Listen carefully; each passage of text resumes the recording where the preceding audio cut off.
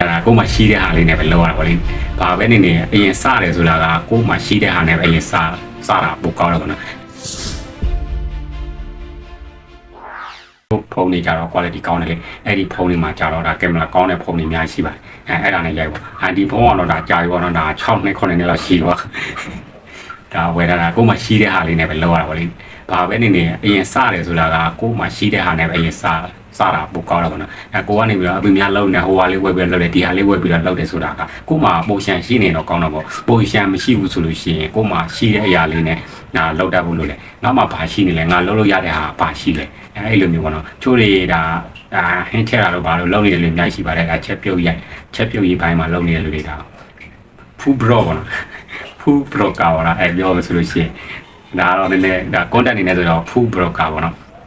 ပြီးတော့အဲ့ဒီအောက်မှာကျွန်တော်တို့နေစဉ်ဘာနဲ့ပဲစားပါတော့ကြက်ဥနဲ့ပဲစားမာနဲ့ပဲစားနေ့တိုင်းဖူဘရောကာလုပ်လို့ရတယ်ကိုစားနေတာပဲနေ့တိုင်းတစ်ရက်မှာ3နဲ့ဆို3နဲ့4နဲ့ဆို4နဲ့စားနေရ